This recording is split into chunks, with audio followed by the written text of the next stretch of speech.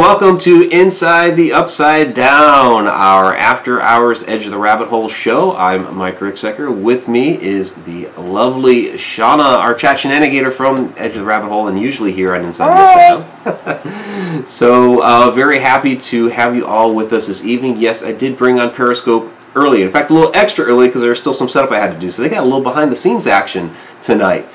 So, what we're going to talk about are haunted animals and paranormal activity associated with animals, because they are more perceptive to the paranormal and supernatural activity than we. I'm going to be sipping on a little tea here. And Shana, welcome. This is the first time we've actually gotten you onto Inside the Upside Down. Last week we tried, but you weren't feeling so well. That happens that time of year. So welcome, my love. Hello. So I decided to go with this topic because of something that you and I experienced this past weekend when we were out investigating. We had a double investigation night out at, in Alton. So it was Mineral Springs Hotel and then Milton School. So Andrew is saying he can't see us. Well, it's playing over here, which is the live feed, because I have that up for the Periscope people. So you have to change Andrew, maybe try to refresh it. Yeah, try hitting refresh. So, okay. So, yeah, if you got tons of questions, Jen, that's awesome. What I want to start with is I'm going to play the clip.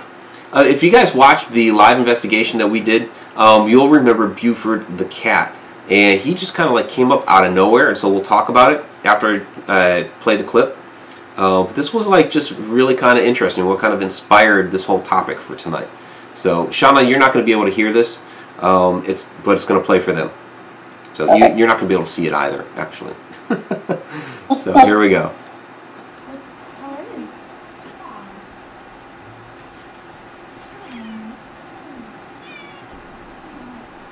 Whoa!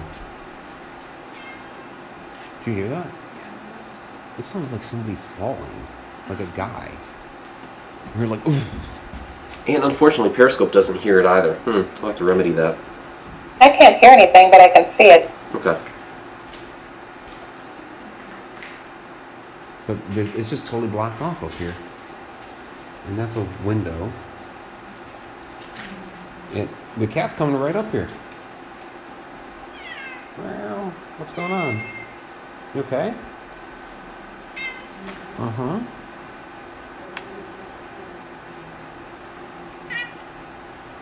What's up? What are you picking up on? What? It's this cat's like staring at me. Okay. Let's go back downstairs. Come on. Come on. What's up? You come back down. Come on. That was really weird. Are you trying to tell us something? Okay, so that is a clip. I apologize to those in Periscope because you're basically experiencing what I'm experiencing here. You didn't actually get to hear that, so I don't actually get to hear these clips when they play. So I do apologize to our Periscope people down there.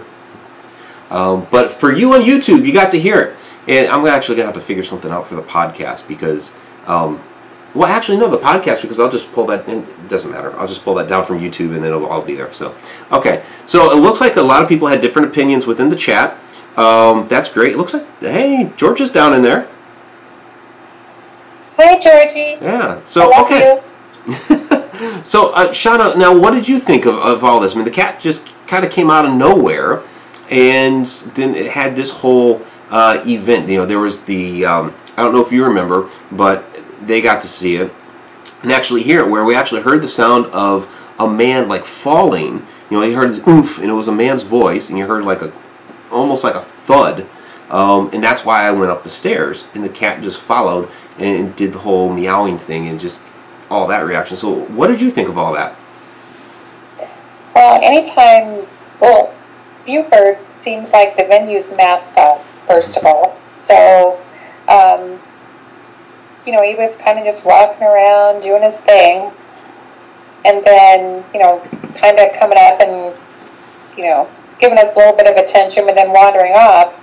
And then the energy started really changing, started getting a little more active, and especially personal feeling, like what I was feeling, what I know Missy was feeling, and everything was just changing. And she did say that the cat was not only acting different, but that the energy was a little different.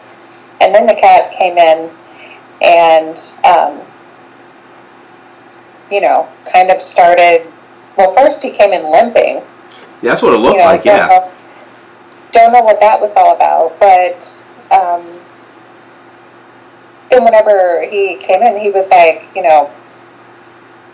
almost like your shadow, really, kept coming up and, sniffing on us and letting us pet him and stuff like that. But then, then we heard that, what sounded like someone falling down the stairs, and, there's nobody there. There's never anybody there for that stuff. Right. Which is cool. Well, yeah, and that whole doorway up there is completely blocked off, so... Yeah.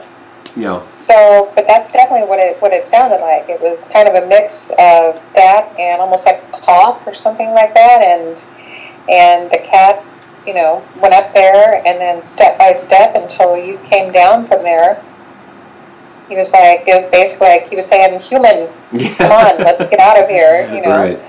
Yeah, because I came down one step. He was not moving until I started to move. He was like looking at me, and that didn't really get captured on camera so well. But then I came down like one step, and he came down a step, and then stopped right where I did, and then we proceeded down after that. So yeah, you're right. He was kind of like my shadow. So yeah, and then after that, went out like into the doorway between the two rooms, and was definitely sitting there looking at something in the other room. Missy and I both looked in there and, didn't really see anybody. So, but, cats, dogs, animals just see everything. So, yeah, there was somebody there. There was something there. Yeah, it's definitely, it definitely seemed like it was reacting to somebody or something that was there. Just taking a look at some of the... I'm going to scroll back up here a little bit because you guys did have some comments in there. B3 Airspace was saying the meow was a warning of something, and also saying that the cat running up is a good omen. So Fran Molino was saying he's telling you something like be careful. So yeah, and that seemed really to be kind of his reaction, because I went up there to see what that sound was and what was going on up there, and he just like plopped himself right there, almost like in protective mode at one point, and then another moment looking up at me like, let's get out of here, So really, really interesting how animals just kind of perceive the paranormal different than we do. Is that their senses are heightened like that. So.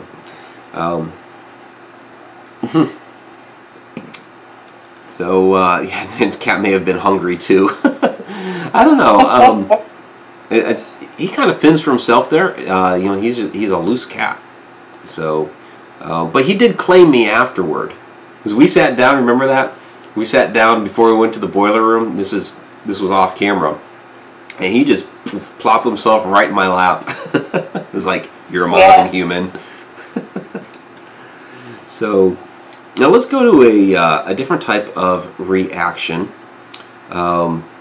Diesel the dog. So this is or do we want to stay with cats for a minute? Where do you want to go? Because I have one more cat clip, and then we can go to Diesel. Let's go ahead and do the cat. Let's do the cat. Okay. So the cat clip, because yeah, we could talk about a number of things with that house with Diesel. The cat clip, you guys, if you saw the Shadow Person episode of Inside the Upside Down, you saw this clip before. And if you've been following me for a couple of years now, you've seen it before as well.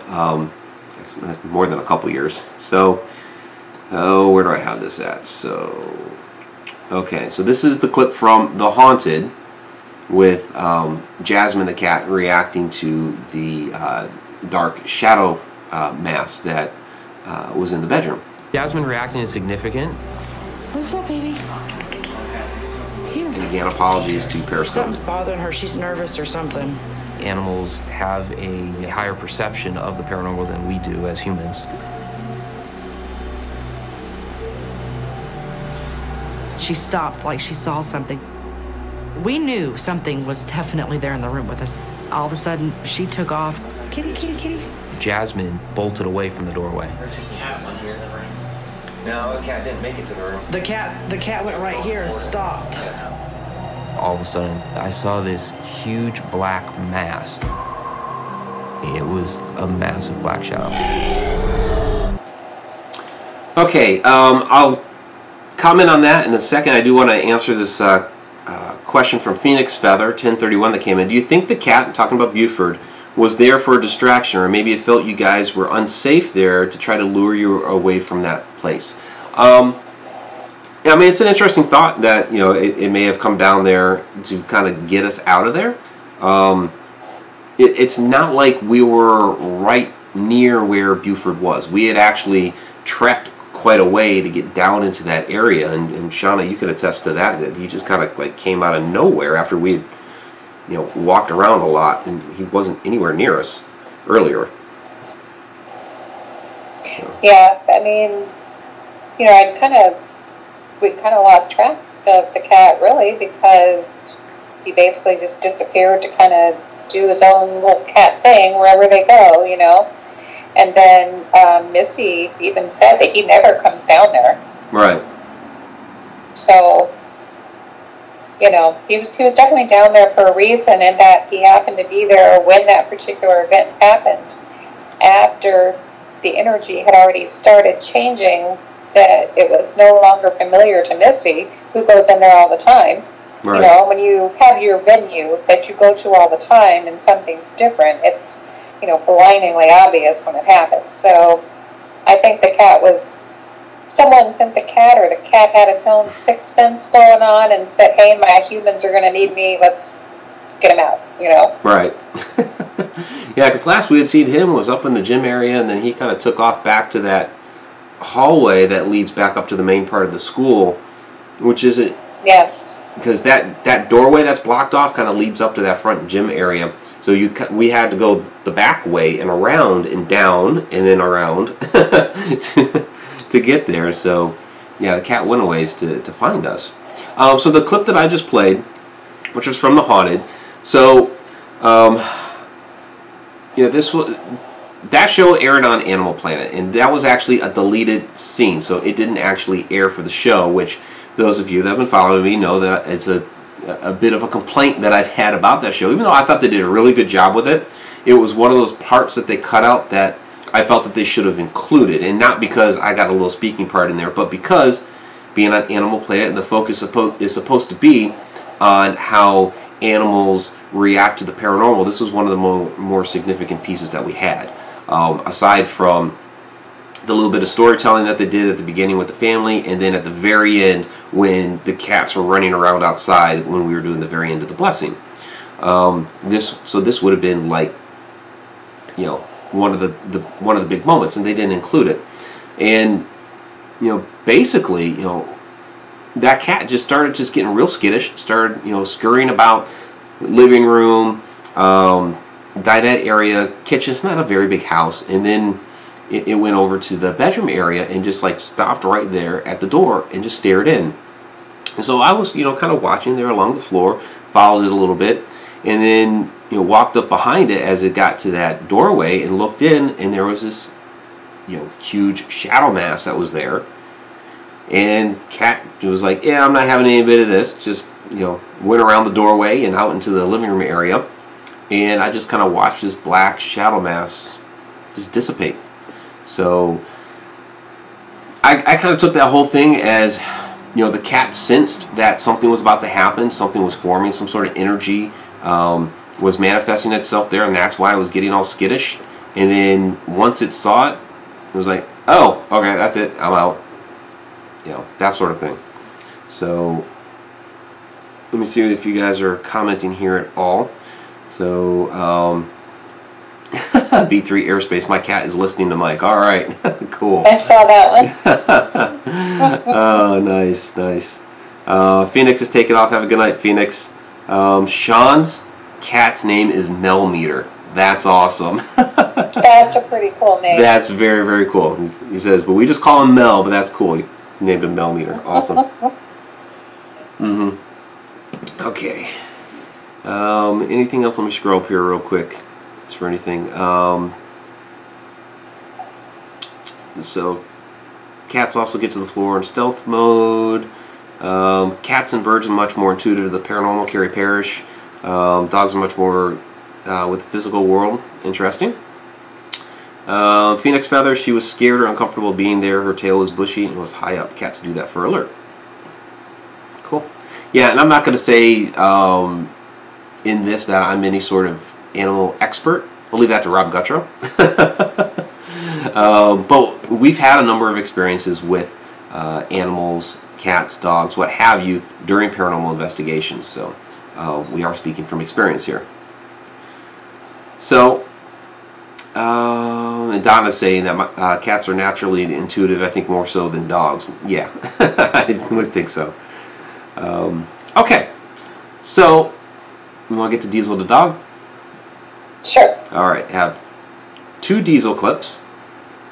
One is, and Shana, I guess I'll describe it to you. Well, you said you could see it, just not hear it, right? Oh yeah, I can see it. I don't hear anything. So the first clip is when we were first coming down from upstairs, and there's actually 3, but the first one I decided not to include for this. He had stuck himself in Cheyenne's bedroom. He did not want to come out from there. His tail was banging. He was whimpering. It was so it concerned us when we first saw that happening. So let's play that. Diesel? Diesel, you okay? You okay, buddy? He looks like he wants to cry. He's You just okay? crying. He keeps looking that direction. And he won't come out of my room. What's the matter, buddy? Oh, He's honey. whimpering. What's the matter? Buddy? Can you show us? What is it? Oh, I can feel that. Okay. Do you feel that? Yeah. Oh my God. And again, my apologies to Periscope. We'll have to figure out an alternative for that. Okay, Andrew Cubbage is asking, I remember Diesel, he was deaf. Right, question mark. No, on a follow-up investigation, they had a different dog, and we'll talk about that in a few minutes, and that dog was deaf. But Diesel was fine, he wasn't deaf at all. But in that clip, Shana, you had a number of comments in that about the way he was reacting that was concerning to you. Just he was, whimpering, scared. You remember what you were thinking at that time when we came down there? I noticed that the energy was kind of different. I mean, it was kind of, you could tell that something was kind of lingering around. That, I've seen, pets react, in positive ways, to spirits. So, playful and stuff like that. And even then, I remember being in that hallway and kind of chilling out on the floor, with the dog. And I just really, I didn't know, I didn't feel anything super negative, but I didn't really sense that there was anything really happy going on, either. And, I'm pretty sure that whatever that is,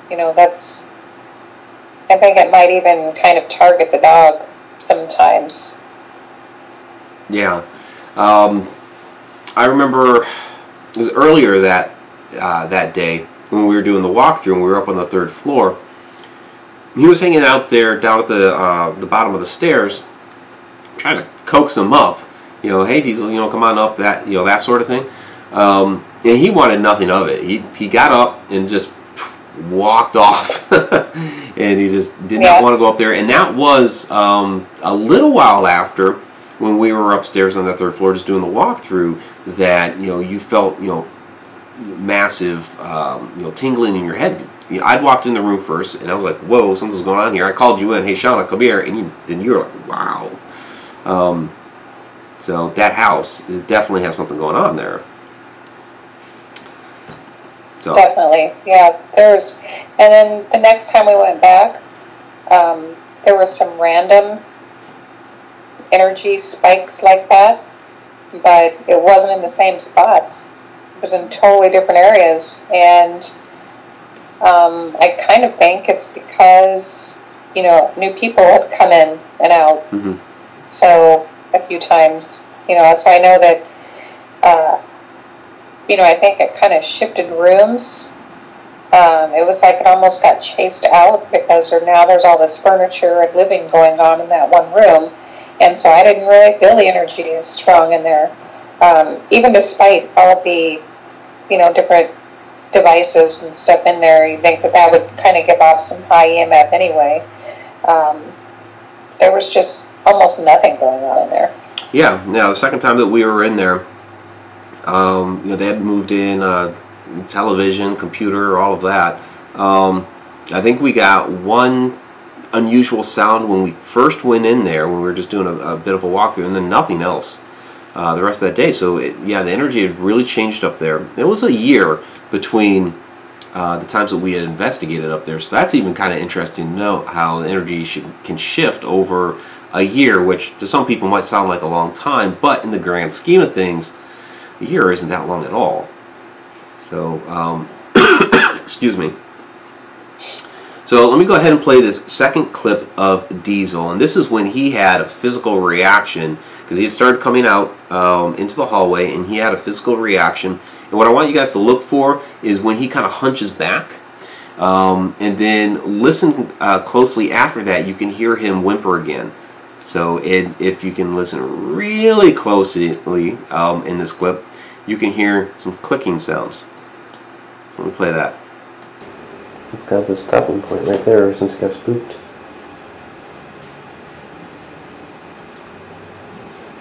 The cats. It's got the stopping point right there since it got spooked.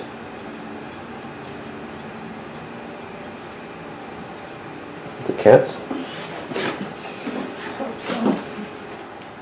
It spooked him. Step back. He started whimpering a little bit. Okay, and finally, one more time. My apologies to Periscope. You guys are troopers down there, and you can't hear the clips at all. I'm sorry. So yeah, with this, this was really, really interesting, because we all heard what sounded like another animal coming down the hall. And they do have cats there as well, and so we thought it was one of the cats coming down the hall, but no animal appeared, and we found out a little bit later that the cats have been declawed. Whatever you think about declawing animals, cats were declawed, so they couldn't have made a clicking sound anyway. But Diesel visibly, hunched back, when the clicking sounds started. Of course, nobody saw anything, and then he just started whimpering again. So it's, to me, a very obvious reaction to him, hearing all this and not actually seeing it. So what do you think, Shana? I kind of thought that it was the spirit of another animal. Yeah. Obviously. But what kind of animal, was it? My speculation was a dog, but it's purely speculation. And the reason why I had that speculation was because upstairs, 3rd floor, I don't know if you ever went back in there to take a look. In that closet of the room that Shana had all that, head buzzing, and then it's different now because they have the electronic equipment in there. But in the closet, there's an opening that goes back into the eaves of the house, and within there is like another, kind of almost like a wooden platform, and then it kind of drops off into the insulation and all that. But within that area is like a whole bunch of petrified dog shit. So somebody had been keeping a dog back in there. Now whether that's the animal entity that spooked Diesel? We don't know, but I think you're right. It was another animal. So. Yeah, I mean, it was also a boarding house. There's been a lot of traffic through that house. Yeah. And yeah, I mean, there could have been, several animals coming in and out of there. Donna Gorton is asking, have you ever gotten barking or meowing, etc. on EVPs before? I have. Yeah, you want to go ahead and tell when you have? Yeah, I've actually captured EVPs, and I've actually seen a cat. I actually caught one on camera also. This was with a previous team that I was with, in a place that I used to work and investigate at that is no longer open for business or open, period. Would that be the cafe? But on camera, yeah, saw the cat just materialize and then move a few feet and then just disappear in the same room that it appeared in. And we have gotten some sounds of a cat meowing, and it sounded like purring, and it almost sounded like it was rubbing up against the recorder. You can hear the recorder moving around a little bit, and you can hear like really loud purring noises. So, yeah, that's mine. I mean, I see randomly, I see cats. I don't ever see spirits of dogs or other animals, but I see cats now and again. So. Yeah, I can't remember specifically if I've picked up a EVP with a cat or a dog sound. Of course, a lot of times you'll hear dogs barking in the background, and so you immediately throw that out, thinking it's a neighborhood dog. Is it possible that one of those could have actually been disembodied, bark of a ghost dog? Maybe. But yeah, I've generally thrown most of those out. I have seen other type of like shadow cat entities at cemeteries before. But back at that specific house, when we went back a year later, there was a different dog there. But that dog also seemed to be reacting to things in the house. And like Andrew mentioned, that dog happened to be deaf. So, there was a different type of perception it would have had to been dealing with, without having the use of sound. So, I don't know. It's Nana. I was trying to think of the name. Nana was the dog. Go ahead. Wasn't that dog's name Nana? Yeah, that's what I was just saying. Yeah. So. Yeah, it was a sweet dog, but she would every once in a while, start like really, barking from the other room. Sometimes I would kind of feel like there was going to be something going on out there, and then she'd start barking, So I think, unfortunately, it seems that sometimes, it's like even in Mineral Springs over the weekend, when we try to explain, we know you're, possibly over in that room down the hall, don't be shy, don't be afraid to come in and interact, unless somebody that their powers that be, whoever that is, that lets them know, hey, you can kind of make them, wonder who you are and what's going on, but you can't actually interact with them. Right. And then I think some of them are just, rebels and just break the rules anyway. But it's so frustrating, because there's a lot of, but then sometimes they'll surprise you and come up and get a little hands-on. So, same with the animals, I guess. Cats, they just kind of, for me, just kind of appear. I see them outside sometimes. just randomly. I kind of forget and just blow it off, I was like, oh, there's a cat, and then it's like, wait a minute, it's not there anymore. And then an hour later, I've forgotten about it. So, right.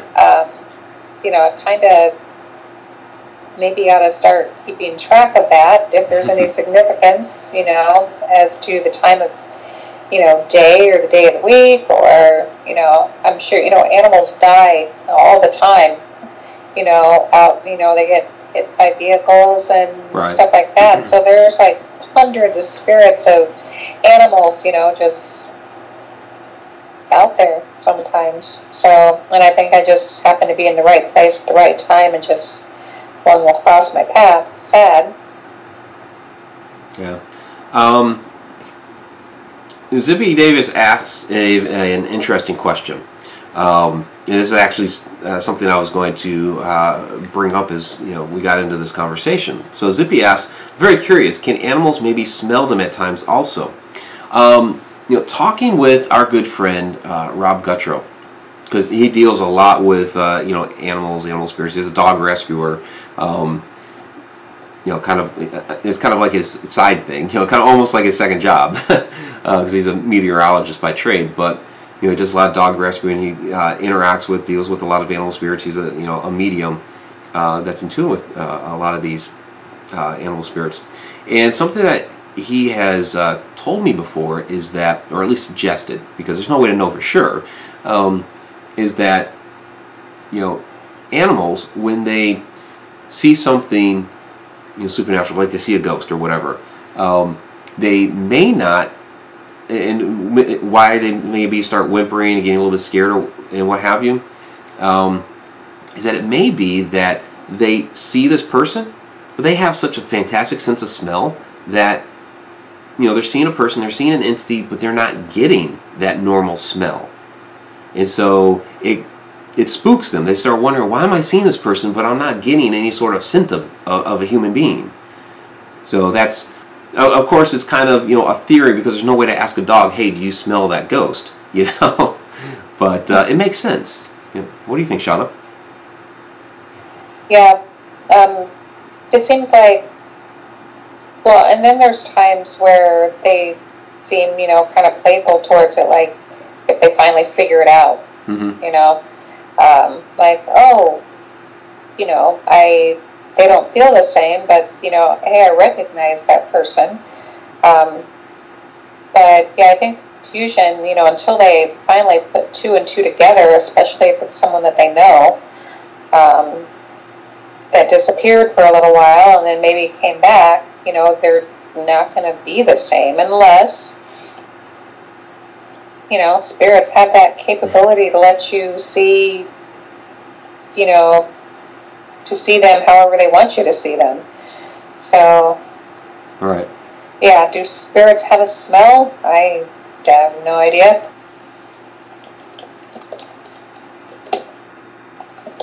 That makes no sense.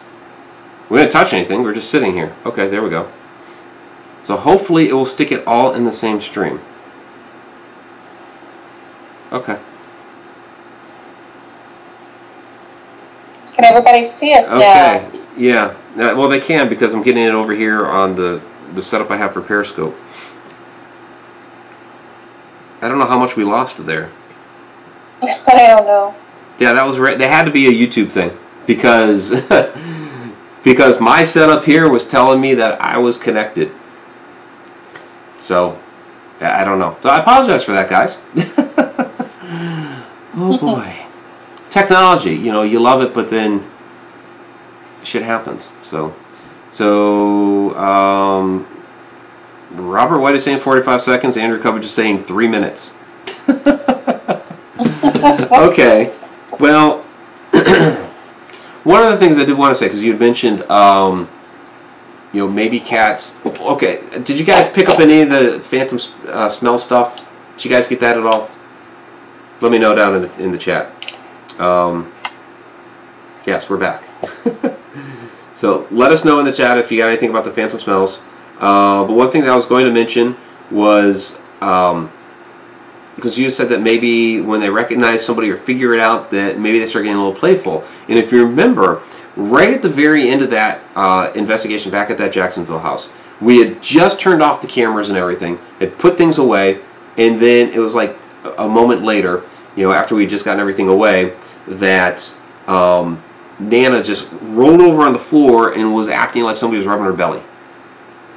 You remember that? Yeah. Yeah. Yeah, that was bizarre. Like nothing, and then boom. Like activity was kind of at a standstill.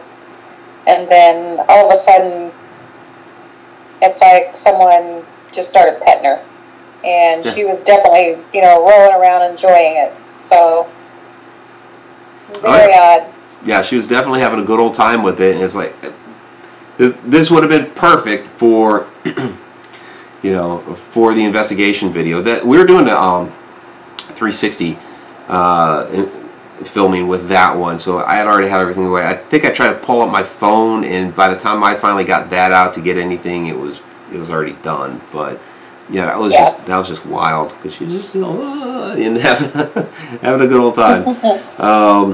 So Jessica's saying no to phantom smells. Okay, so what we were saying about the phantom smells was because Shana, you had mentioned something about maybe they I forget exactly how it came out, but my I got to try to piece it back together. So okay, yeah, what I was saying about that was sometimes we do get those phantom smells, kind of relating back to would dogs be able to smell the spirits, and Rob's speculation was that that was throwing the dogs off, or the cats or whatever, because they're seeing this thing but not picking up the normal scent. But then Shana also mentioned, well, sometimes there's phantom smells. And so my kind of follow-up to that was, you're right. There are phantom smells like that of, whether it's a stench, perfume, cigar, all kinds of different things like that. But they're kind of random and not consistent, just kind of like, sometimes we might, see something, might smell something, whatever, hear something.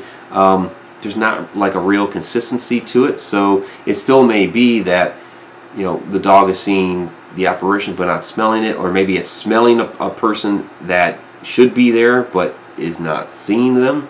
So that's kind of one of the crazy things about the paranormal, is that it's not consistent, which is why you can't scientifically prove it because you can't have any sort of controlled experiment, because nothing ever happens consistently, like ever. So, all right. So I'm glad to see you guys are back in the chat. Donna heard phantom smells. That kind of reminds me of Ghostbusters, where it's kind of like a real subtle joke, but at the very beginning of the movie, when they're down inside the library, Dan Aykroyd's character is like, "Shh, listen, you smell that?" Well, you can also have phantom taste, also, which I discovered for the very first time.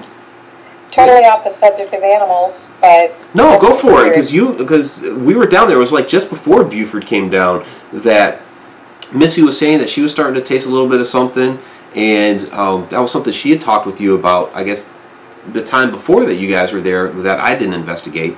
So yeah, what's up with the phantom tastes? I have never, ever experienced that. We were walking down, near where the glass and stuff was, and downstairs in that area, and all of a sudden started smelling this. It was kind of sweet, kind of minty. I mean, there was really nothing that would be down there, that would just be giving off that smell. And we hadn't smelled it before the first time.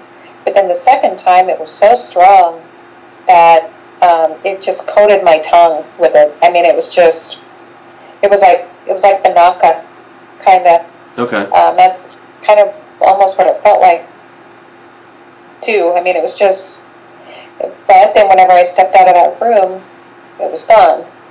And then when I went back into it, it wasn't there. So it was just some random smell. And then another couple of rooms away, I started smelling bananas. No idea why. Down in that musty, dusty, basement area, there were no bananas down there. Right. Yeah. That's really strange. Bananas, after everything that you'd already been experiencing, which is very different. So. And that was the first time for me. I've never tasted. I've smelled many things, but I just saw Sean's question in chat. It was a smell you could definitely taste. I mean, it traveled in and down, and it was just, it stuck with me until the next room, and then it was gone, and then I never got it again. So yeah, our primary source of taste is the nose.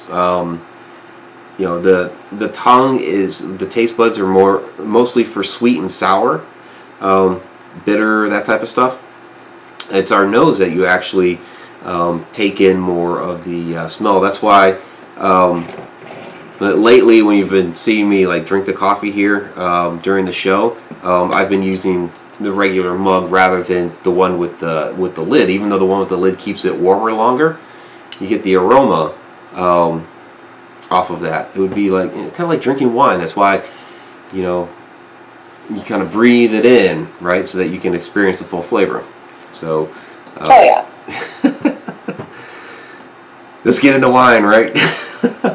So I saw a comment in here about where was it? It was about blood, something of rusty blood or something, iron in the blood.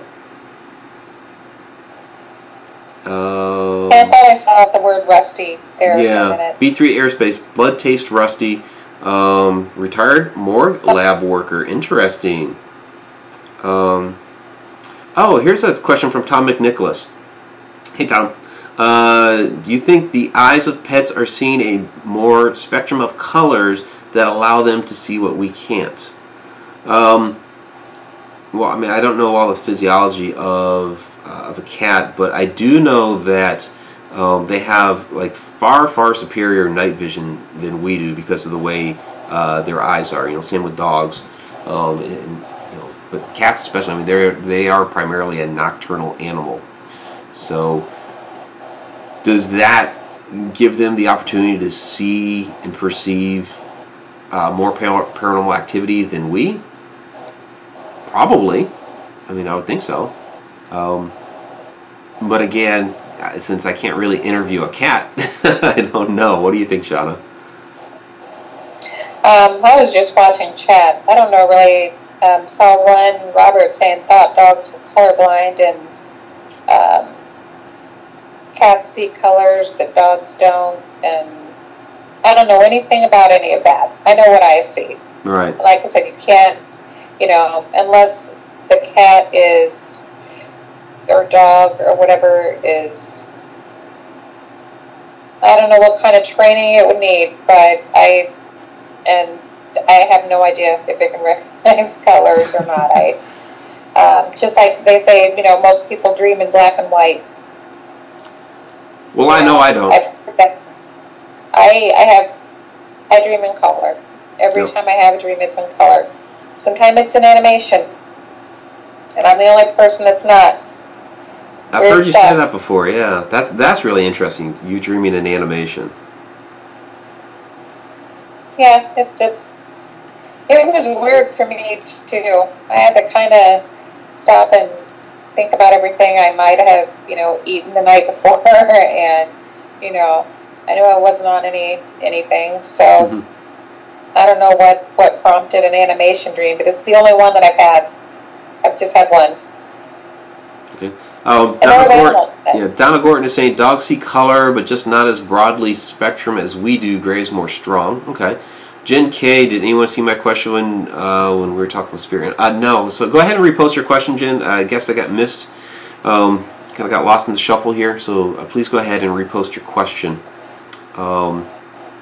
If there's there's any always doubt, just post it in all caps. yeah, just post in all caps, or there's always super chat because that'll make it all nice, colorful, and pin it to the top of the chat. So there's always that option too. B3 airspace. I like film noir dreams. Okay, Donna Gordon. Dogs see color, but not as. I got that one. Thank you. Yeah, and I also dream in color. You know, I've never. Those that would claim, you only dream in black and white. I never understood that because I have always, forever, dreamt in color. And in fact, I have one very specific, very vivid dream where, and it may have been a look at a past life because I was in a war zone, shooting stuff up. It was a jungle, and all of a sudden there was an enemy soldier right in front of me. He had a pistol. I didn't really actually see him pull it out. It was just, he put it to my forehead, boom, pulled the trigger. And all I saw after that was very, very vivid, swirling colors. So kind of almost like animation, like you, but it was just all colors. It wasn't other people, just swirling, swirling, swirling colors. And then that eventually faded away, and I was back in the jungle. But nobody was around. But those colors were just so vivid. So anybody that ever said, all I dream in black and white, no. No. Jen, did we get your question again, or am I going to have to scroll back up? Creepy Karma says, my mom swears that she doesn't dream at all.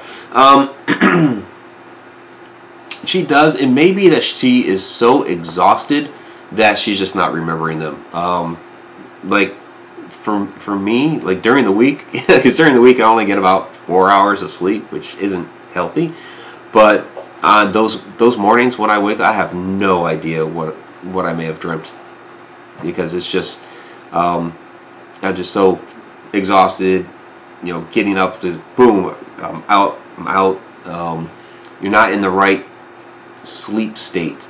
With only 4 hours to really remember. So, and I don't know how your mother sleeps, but generally for me, that's the way it is. So during the week, I don't remember my dreams, but on the weekends, when I get a bit more time to sleep, then I remember the dreams. Jen was asking, I was wondering if animal spirits cross over as humans do. So,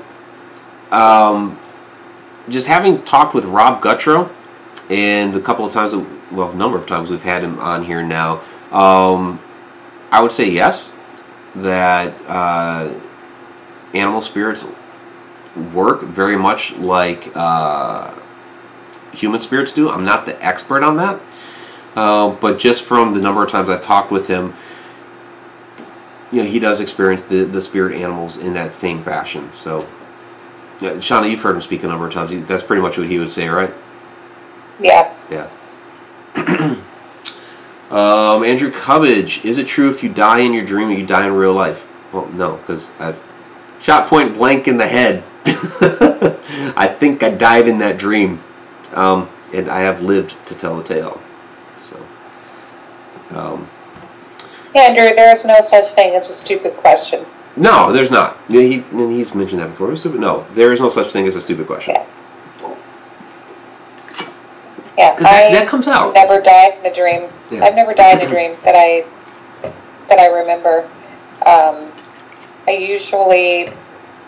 had this one weird fast dream once. I was with my friend Becca, and we were in a car. We were driving on ice, hit a patch, did a 360, dove over an embankment, and I etch-a-sketch, woke up and launched into another dream so fast that, that whole lucid dreaming thing, that's a pretty good deal. I mean, if you're one of those people that thinks that you might die, if you die in your dream, you die in reality, learn that, and you'll never have to worry about it. Yeah. Because it's literally, to describe it, and I don't even know if I'm supposed to be, aware, but it kind of just feels like I just, etch-a-sketch, shake my head, and then poof. It's just something else going on. So yeah, no, and I don't try to do it. Yeah, and it's a legit question because we have so much pop culture that teaches that. like Nightmare on Elm Street. You die in the dream by Freddy Krueger, you die in real life. The Matrix. Even though it was, computerized world versus real world, it's still kind of the same concept of, the body cannot live without the mind. So if you died in the Matrix, you died in real life. So our pop culture is kind of like really ingrained that. So it's a legit question, but no, you can die in your dream and still live. So Fran Molino asks, spirit animals and attraction to particular people, what might that be? Shana, maybe you agree with me on this. I think it just comes down to, kind of almost that same thing with, where we say with human animals, with human spirits, if you're a jerk in life, then you're going to be a jerk in death. Where with us, between spirit animals, I would think that, if you're, nice to, a regular animal, or if a living animal is attracted to you, that normally, then probably spirit animals are also attracted to you. What do you think? Yeah, I believe that.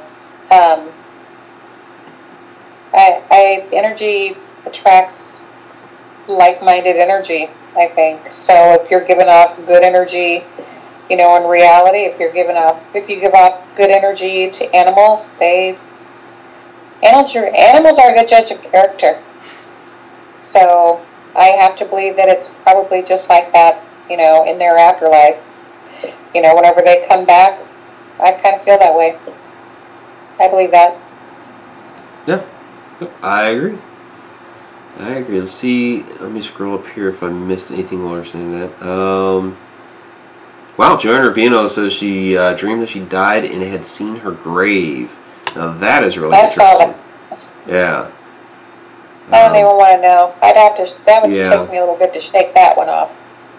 Yeah, no, I haven't actually seen my grave, but I've done stuff in dreams where I was flying around, basically almost like a spirit form, knowing that I had already passed. So, kind of interesting. What else do we have? Okay. Any idea what a giant glowing silver... This is Lorelei Potvin. Any idea what a giant glowing silvery white spirit wolf may mean? I had one visit me in real life, one at night at 3 a.m. and when I was running out some garbage outside. I would say that's probably a familiar. Vanessa has one that sounds very similar to that. And she has seen that from time to time. So it sounds like a familiar or a spirit animal protector of some sort. Shana, you may know a little bit more about familiars than I. Yeah, that's exactly what I was going to say too. It's either familiar, your totem animal, a spirit animal. I would definitely. Vanessa is a good one to go do on a great many subjects, but you could also research what different totem animals mean, because it could definitely have some sort of significance, to you, not just in this life, but possibly in past lives. Yeah, and that's a good point. That it could be, an animal that has followed you from life to life. We haven't even touched on that. Reincarnation in animals. Can you reconnect with an animal from your past? And that would probably be a good or an interesting possibility of one. So. Yeah, we all go. For everybody that believes in reincarnation, we all go way, way, way back. I've only had one person do a past life regression on me, and had recognized at least 2 or 3 Native American past lives. So maybe you're one of those people. And a lot of times, they interacted a lot with wolves. Maybe it's something to do with that. Maybe it's a Native American, past life in the form of a wolf, just kind of saying, hey, here I am. I still see you. you never know. Nobody really ever knows anything, and that's why we are here, because that's why we're always debating and discussing. It's very, very interesting, though, all the different possibilities that are out there. Zippy Davis is asking, isn't there an animal that appears that means death is coming? I'm talking about a grim, and usually that is a big, large black dog. At least that's one of the things, because like something like flies usually signifies death too. So Rita, every time she dreams, her and her daughter both have dreams about snakes. Whoever is in their dream usually ends up passing on in short order. Okay.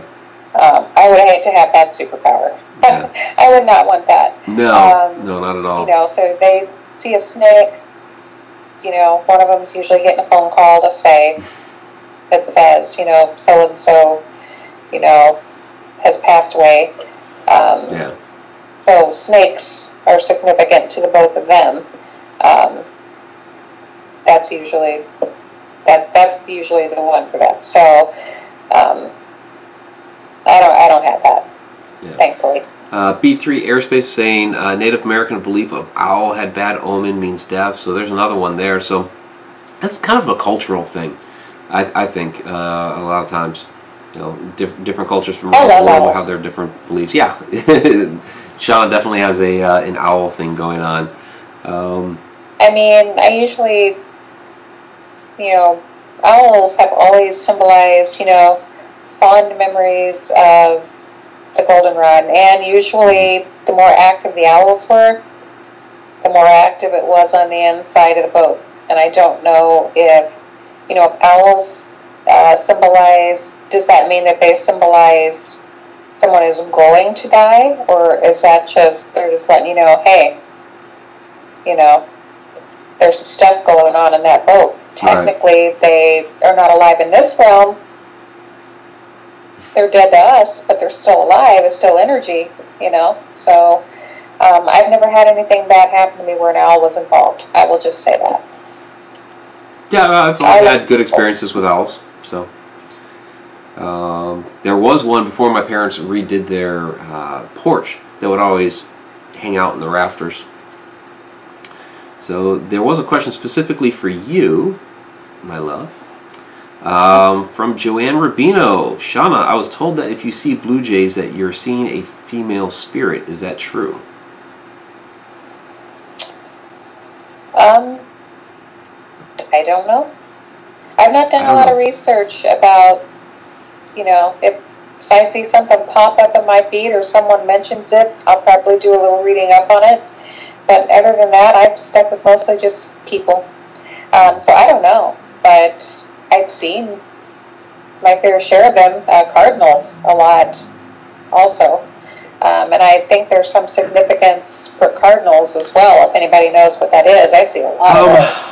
Well, yeah, Cardinals are there's like Native American legends behind Cardinals. I'm trying to remember, there's a specific Cherokee one.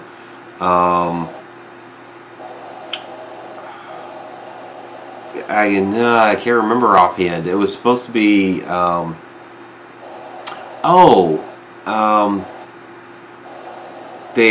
was some sort of agreement that they made with the gods to I think it was the gods, but basically to bring back their loved one. I think it was a woman or a young lady or what have you. She was brought back in a box, and they were told not to open the box, but they opened the box anyway, and a cardinal flew out. So, there's something like that. I can't remember the whole thing offhand. Cardinals are a pretty dominant bird in this area anyway. Yeah. So, butterflies are another one. Butterflies land on me a lot. That's interesting. Butterflies. I don't know why. But, there's some times where if I see one flying around, if I hold out my hand, eventually it'll land on me and kind of hang out. I've had a dragonfly do that before, too. I love dragonflies. Dragonflies, butterflies. I'm just a fan of all that stuff, and I've had it all land on me at some point. I have to laugh at Robert Wright because he's from Australia. So Robert White says, kangaroo is a good omen for a car crash repair places down here. That's awesome. So Donna Corton is saying Cardinals are supposed to be when a loved one visits. Okay. Well, then that would make sense for the box. They brought her back. And out came the Cardinal. Okay. So it is a couple minutes past our hour mark. So let's go ahead and wrap it up. It seemed to go by pretty quick, even though we had a little hiccup in the middle there. Let's go ahead and do some shout-outs. And Shana, my love, thank you for joining me tonight and talking about some of our experiences here with animals in the paranormal. So let's bring up that chat screen. All right. Well, Shana, our chat Shananigator, is here in the video. So let's talk about everybody else. So Jen K, thank you very much for joining us again. Jessica Shea, thanks for hanging out tonight. Rosemary, thank you again. And I know some of you, like Rosemary, were out here for the investigations over the weekend. Lorelei Potvin, thank you very much. Appreciate your questions. Creepy Karma, thank you for hanging out again. Fran Molino, thank you for your questions too. Robert White from Australia, of course, thank you very much. B3 Airspace, thanks for all of your interaction tonight. Do appreciate that. Zippy Davis, thanks again. Donna Gordon, our Cheshire Cat, that's been hanging out with us tonight. Thank you. Sean Gilmore from Ectovision Paranormal, thanks for joining us, buddy. Who else do we have in here tonight? Carrie Parrish was in here. Creepy Karma. Katie Palmer, thank you very much. Who else do we have? Grizz Lightning Bear. Yes, Grizz Lightning Bear, one of our fantastic Patreon patrons. Thank you, Grizz, for hanging out with us tonight. Tom and Nicholas is in the house as well. I think he's still down there, and he's down there in Periscope. Thanks, Tom. he did ask a question in the chat too. So, what's that? Creepy Karma was saying that they were glad that I was here tonight. So yeah, I always like having you on. Yeah, it's been rough. Yeah, well, last week we tried to get you on. You just haven't really been feeling all that well for like ever, really. About a year. It's been about a year. I don't think I've ever been this way for this long. But I'd say 'tis the season. But it was like that before it was the season for it to be like this. Right. So, well, when I came to visit you, it was right after last Christmas, because I was there out for Thanksgiving, and then I came like directly after Christmas. It's kind of the way I split my time. But you were like sick for like a week. Started getting a little bit better just before I left Illinois, and then you never really seemed to recover. It's like you'd start getting a little bit better, and then you'd kind of crash out again. So you've had the whole vertigo thing and everything going on too. So this vertigo thing is, I don't know.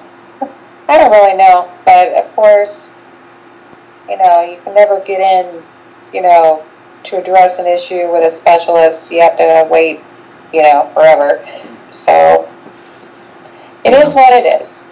It is. You'll get better. You'll get better. Or we'll get you better, or you'll get better, or maybe a doctor will finally figure out what the heck to do about your ears.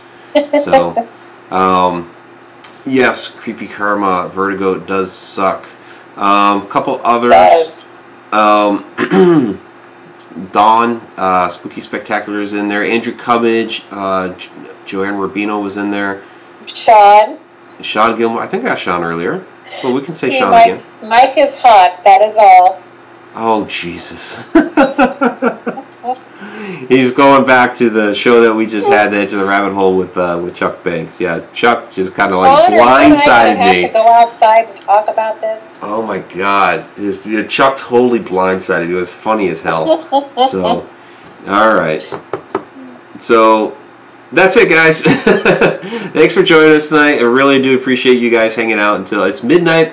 right now here in the East. So I do appreciate you guys spending a late night with us here on Tuesdays. So I don't know what we're doing for next week yet as far as Inside the Upside Down. In fact, we don't have a guest next week for Edge of the Rabbit Hole either, so we'll be picking 2 random subjects to run with next week. And that's just how we roll sometimes. So, yeah, I have no idea. I can talk about just about anything. So, Jen B. Hey, thanks, Jen B, for hanging out for this one too. The Periscope name is Mike Ricksecker. So I tied it to my Twitter account, my Mike Ricksecker Twitter account. So I guess I'll talk about that just real quick before we go. So all the different places you can find us. Of course, HauntedRoadMedia.com. You're on the Haunted Road Media YouTube channel. If you haven't yet, please subscribe. So we've got all the Facebook pages. Mike, it's Haunted Road Media and Mike Ricksecker, and then Society of the Haunted is the official team name. So Haunted Road Media is like an umbrella organization over everything else. So Twitter is Mike Ricksecker and Haunted Road Media and Society of the Haunted. Instagram is Mike Ricksecker. Periscope is Mike Ricksecker, and Snapchat, which I just got on like a week ago, is Mike Ricksecker. So I think that about does it. And then you can also, of course, find Shana on Facebook, Shana Wankel. Anything else? Or is that about it? Oh, Patreon. Patreon is yep, Patreon, because we've got both Tom McNicholas and Grizz are in the house. Those are 2 of our big Patreon patrons right there. So it's another way to support us. And there's also some cool stuff in there, some behind the scenes action, some Q&A. That is Patreon only. So pretty cool incentives. I think that's about it now, right? Okay. I think so. All right, everybody. Have a great night. Again, thanks for hanging out, and we will see you next week inside the Upside Down.